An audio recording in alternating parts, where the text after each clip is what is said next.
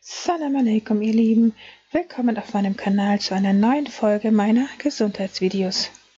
Heute möchte ich mit euch über Magnesium sprechen und dass dieses lebensnotwendig für unsere Gesundheit ist und dass wir fast alle einen Mangel heute an Magnesium haben, die Auswirkungen dieses Mangels auf unsere Gesundheit, die Anzeichen eines Magnesiummangels und was man dagegen unternehmen kann. Ohne Magnesium gäbe es gar kein Leben. Über 320 Enzyme könnten ohne Magnesium ihre Aufgabe nicht erfüllen. Ohne Magnesium würde das Nervensystem zusammenbrechen. Ohne Magnesium gäbe es keine Muskelentspannung. Ohne Magnesium würden die Blutgefäße immer enger, es käme zu einem Herzinfarkt. Ohne Magnesium könnte Insulin kein einziges Zuckerchen in die Zellen transportieren. Ohne Magnesium könnte unser Körper keine Proteine bilden. Ohne Magnesium hätte jeder Nierensteine. Ohne Magnesium wäre der Weg frei für Krebs. Ohne Magnesium sähen wir alle schon mit 20 wie Greise aus. Ohne Magnesium wären wir alle schlapp und litten dennoch unter Schlaflosigkeit. Ohne Magnesium wäre ein Leben nicht möglich. In der heutigen Zeit sind die Böden mineralstoffarm und ausgelaugt. Sie werden zwar mit Kunstdünger übersät, um immer höhere Ernten abzuringen und damit die Früchte optisch toll aussehen, der Mineralstoffgehalt jedoch interessiert die Erzeuger nicht im geringsten, da niemand einen Apfel ansehen kann, wie viele Mineralstoffe und Vitamine er enthält. Der Kunstdünger verhindert sogar, dass die Pflanzen den letzten Rest an Magnesium, der eventuell noch im Boden sein könnte, aufnehmen können. Deshalb sind heute nicht nur frische Obst- und Gemüseprodukte magnesiumarm, sondern auch alle tierischen Erzeugnisse. Dazu addieren sich noch die Mineralstoffverluste durch Kochen, Braten und Grillen. Die Hauptmagnesiumlieferanten sind Vollkornprodukte und Hülsenfrüchte, die nur wenige essen. Isst dennoch jemand diese Produkte, dann schüttet er mit dem Kochwasser das meiste Magnesium weg. Magnesium kann außerdem nur aufgenommen werden, wenn die Vitamine B1 und B6 zugegen sind, ebenso Vitamine E, Selen und Zink. Diese Vitamine jedoch verschwinden auch größtenteils durch das Kochen. Magnesium ist übrigens reichhaltig in Natursalz enthalten, also in der Natursalzsole. Dieses aber isst kaum jemand. Das raffinierte Salz hingegen ist völlig magnesiumfrei. Hinzu kommt, dass unser Körper Magnesium für die Entsäuerung benötigt. Hiermit ist er heute rund um die Uhr beschäftigt, da wir alle heute völlig übersäuert sind durch die ungesunde Ernährung. Also stiehlt er auf diese Weise das wenige Magnesium, was noch im Körper vorhanden sein sollte. Auch Fluoride, die wir durch raffiniertes Salz, Zahnpasten und Mineralwasser zu uns nehmen, binden Mineralstoffe und somit auch Magnesium. Da Magnesium tatkräftig bei sämtlichen Entgiftungserscheinungen mitarbeitet, wird umso mehr Magnesium verbraucht, je mehr Chemikalien und Gifte in unserem Körper vorhanden sind. Medikamente, Softdrinks, Stress, Milchprodukte und viele mehr verursachen außerdem einen Magnesiummangel. Fazit: Wir sollten daher unbedingt Bioprodukte essen und hier Vollkornprodukte, viel Rohkost, Nüsse, Samen und Keimlinge, um Magnesium zu erhalten. Da wir das heute kaum tun, sollten wir es als Nahrungsergänzungsmittel zu uns nehmen. Zum einen könnte man Magnesium oral einnehmen, in Form von Kapseln, indem man sie sich zum Beispiel hier selber macht. Das ist sehr viel günstiger, als wenn man die fertigen Kapseln kaufen würde. Dazu hatte ich ja schon ein Video gedreht, das kann ich euch unten nochmal verlinken. Allerdings wird bei oraler Aufnahme von Magnesium dieses maximal zu 30% vom Körper aufgenommen. Und wenn der Darm dann auch noch kaputt ist, was bei den meisten Menschen heute sowieso schon der Fall ist, dann wird das Magnesium noch weniger vom Körper aufgenommen. Es ist also noch weniger bioverfügbar. Und das würde bedeuten, dass wir uns Unmengen an Magnesium oral einschaufeln müssten, um überhaupt an einigermaßen genügend Magnesium zu gelangen. Das ist aber nicht möglich, weil man dann mit Durchfall und Vergiftung reagieren würde.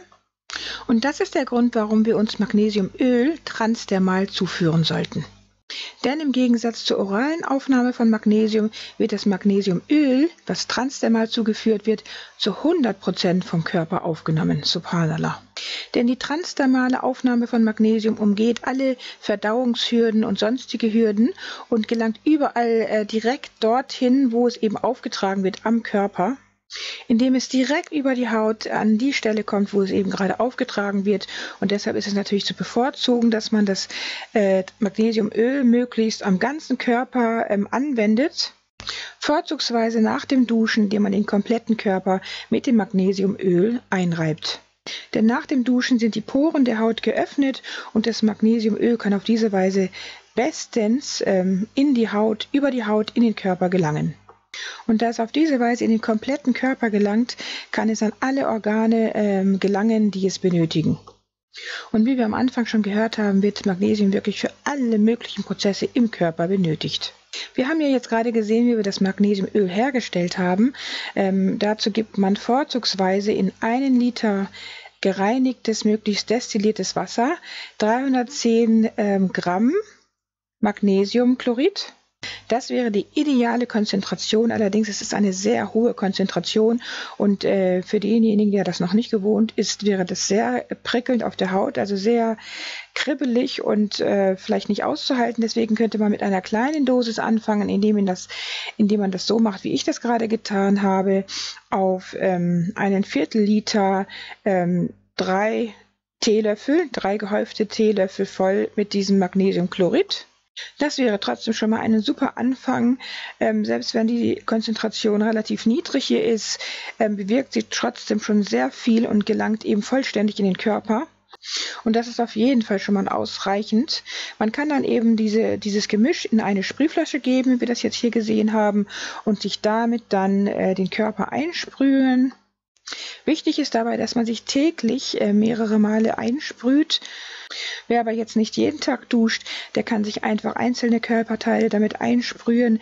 Mindestens aber sollte man 3-mal täglich sich unter den Achseln damit einsprühen, weil dort die Lymphknoten sitzen und über die Lymphknoten verteilt sich dann das Magnesium im gesamten Körper. Deshalb ist das Mindeste, was man tun sollte, täglich 3-mal, wie gesagt, unter den Achselhöhlen sich mit Magnesiumöl einsprühen. Ansonsten aber an die Arme, im Gesicht, also alle die Stellen, die jetzt frei sind. Im Sommer sind vielleicht mehrere Stellen frei. Da kann man sich alle die freien Stellen ständig damit, so oft man eben dran denkt, damit einsprühen. Und wichtig ist dabei, dass man dann die Stellen, die man einsprüht, gründlich in die Haut einreibt. Auf diese Weise wird das Magnesium sehr viel besser dann aufgenommen in die Haut. Wer sich das Magnesium ab jetzt transdermal täglich seinem Körper zuführt, wird mit der Zeit merken, dass ganz viele Beschwerden langsam verschwinden, die man vorher hatte. Selbst wenn man jetzt alle wichtigen Nahrungsergänzungsmittel ständig zu sich nimmt, also die 5 Nahrungsergänzungsmittel, von denen ich in meinem anderen Video gesprochen hatte, sprich Vitamin D3, MSM, Vitamin C, OPC und Vitamin B12 und zusätzlich zu dem Vitamin D3 natürlich das K2. Selbst wenn man diese ganzen Sachen immer regelmäßig nimmt, kann es sein, dass man trotzdem unter irgendwelchen Beschwerden leidet und der Hauptgrund dafür könnte ein Magnesiummangel sein. Und selbst wenn man sich bis jetzt immer Magnesium oral zugeführt hat, das heißt 3-mal täglich eine Kapsel oral zugeführt hat, kann das trotzdem sein, dass man unter einem Magnesiummangel gelitten hat die ganze Zeit. Und der wird jetzt behoben durch dieses transdermale Magnesiumöl. Das wird einen großen Unterschied machen. Subhanallah, ich habe es an meinem eigenen Leib so erfahren. Wenn der Mensch jung ist, merkt er noch nicht viel von den Beschwerden, die sich langsam über die Jahre so anbahnen durch die ungesunde Ernährung. Aber Symptome wie Menstruationsbeschwerden, Müdigkeit, Muskelkrämpfe, Schlafstörungen, Magenkrämpfe und Reizdarmsymptome, Muskelzuckungen und Tics, Kopfschmerzen und Migräneanfälligkeit, Nervosität, innere Unruhe, Angst und depressive Verstimmungen und auch nur, wenn man sehr kälteempfindlich ist und ständig friert an den Füßen und an den Händen, das sind alles Zeichen, dass man an einem Magnesiummangel leidet. Und deshalb sollte man sich abgesehen von den 5 wichtigsten Nahrungsergänzungsmitteln, die ich schon erwähnt hatte, plus Vitamin K2 und Magnesium oral, unbedingt dieses Magnesiumöl transdermal zuführen. Weil dieses eben, wie gesagt, zu 100% vom Körper über die Haut aufgenommen wird und dies einen immens großen Unterschied für unsere Gesundheit macht und sehr viele Beschwerden auf diese Weise verschwinden werden. Zu beachten wäre dabei noch, wie gesagt, dass man sich das Magnesiumöl dann auf die Haut gut einreibt und das trocknen lässt. Man kann es hinterher abwaschen, wenn man das nicht mag, also dieses Gefühl. Man kann es aber auch dran lassen. Ich lasse es einfach immer an der Haut dran. Was auch gut hilft, ist, dass man es abends unter die Fußsohlen spritzt. Da gelangt es auch dann in den ganzen Körper auf diese Weise. Und dass man sich immer schmerzende Stellen, die man irgendwo am Körper haben sollte, dass man sich immer diese vermehrt einsprüht und einreibt und dann wieder trocknen lässt. Im Winter kann man sich diese Sprühflasche auf die Heizung stellen, damit das Magnesiumöl dann auch immer schön warm ist, also körperwarm, damit es dann nicht so ein Schock ist, wenn man sich dann damit die Körperteile einreibt. Ja, das war es dann auch wieder für heute. Ich hoffe, dass ich euch damit wieder einige Inspirationen für eure Gesundheit geben konnte. Und in diesem Sinne wünsche ich euch gute Gesundheit und dann sehen wir uns inshallah wieder.